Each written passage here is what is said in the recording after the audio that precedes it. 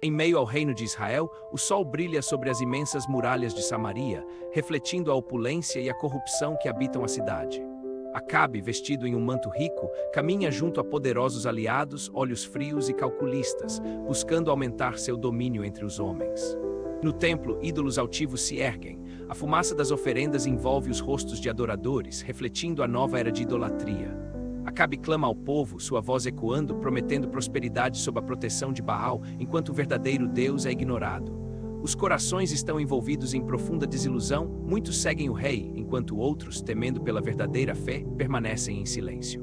Assim, o reino de Israel se afunda nas trevas, e a esperança uma vez viva se dilui, à espera de um profeta que traga luz novamente. Assim, o reino de Israel se afunda nas trevas, e a esperança uma vez viva se dilui, à espera de um profeta que traga luz novamente. Em meio a essa decadência, o sol raiar do próximo dia traz consigo a determinação de um homem, Elias, o profeta escolhido. Elias, com sua presença austera, clama ao povo a voltar-se ao verdadeiro Deus, mas o eco de suas palavras parece perder-se no vento. Desesperado por respostas, Elias se retira a um lugar solitário, onde ele se prostra em oração, pedindo direção ao Senhor. De repente, um vento forte sopra, trazendo um sussurro divino, orientando Elias rumo ao palácio do rei Acabe.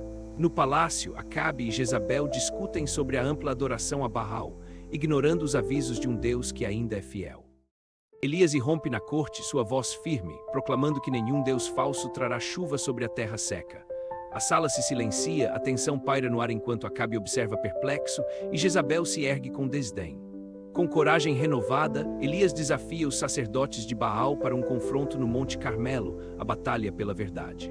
Os sacerdotes confiantes aceitam o desafio, prometendo provar a grandeza de Baal diante da multidão reunida. Em meio a gritos e rituais frenéticos, a caldeira flamejante é preparada, mas o céu mantém um silêncio desolador.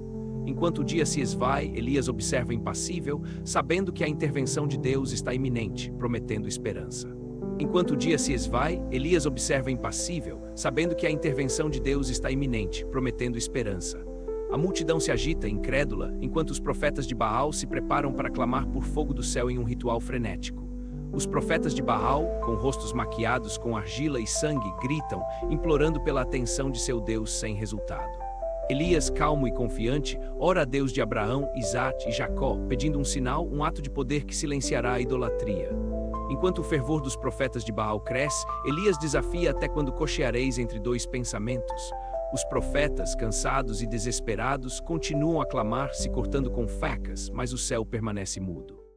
Elias observa pacientemente enquanto a tarde avança e a esperança de um milagre se intensifica no coração dos fiéis. Finalmente, Elias diz: chegou o tempo de mostrar quem é Deus, e a multidão aguarda, respirando em expectativa. Com calma, Elias prepara seu altar, selecionando 12 pedras representando as tribos de Israel, cada uma com cuidado. Ele sacrifica um novilho, colocando sobre o altar, e ordena que o altar seja encharcado com água, um ato de fé. As águas escorrem pelas pedras, formando um poço ao redor do altar, enquanto o povo observa com olhos arregalados.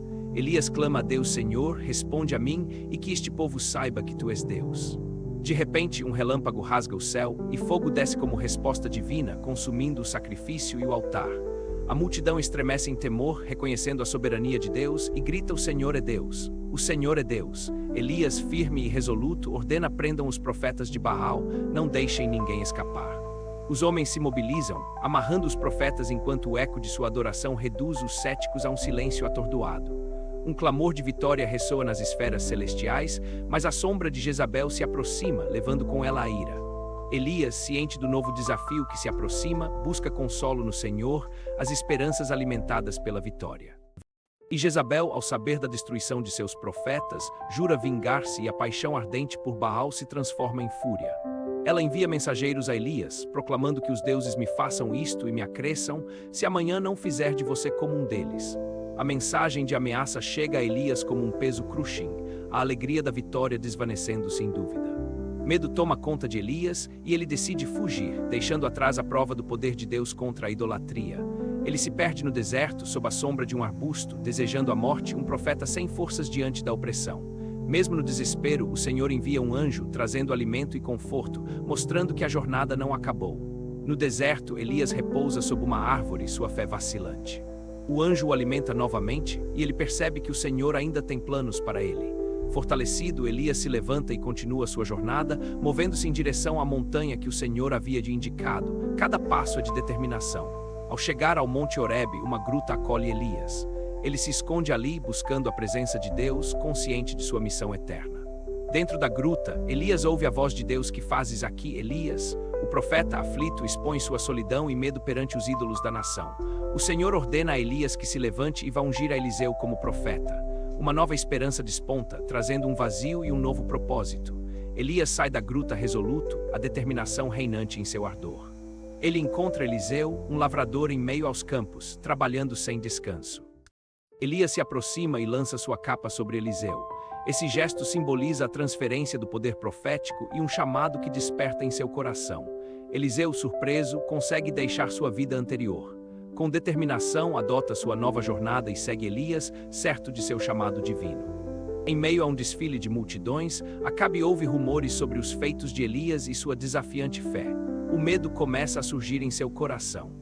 Acabe convoca seus ministros e decide confrontar Elias, suas palavras cortantes como lâmina, carregadas de uma raiva cega pela pressão do povo.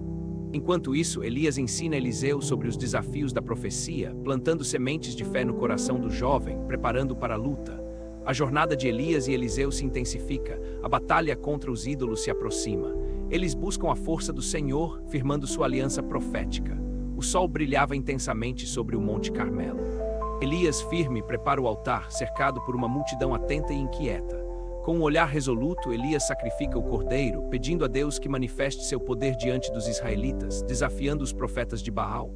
Os profetas de Baal clamam de forma frenética, mas o céu permanece silencioso. A impaciência cresce entre a multidão. Finalmente, Elias ergue suas mãos ao céu. O fogo de Deus desce, consumindo o sacrifício e o altar. A incredulidade se transforma em espanto. Após a manifestação do Senhor, o povo grita: só o Senhor é Deus. Acabe, em um misto de pavor e arrependimento, vê a derrota de Baal. A vitória sobre Baal não traz paz a Israel.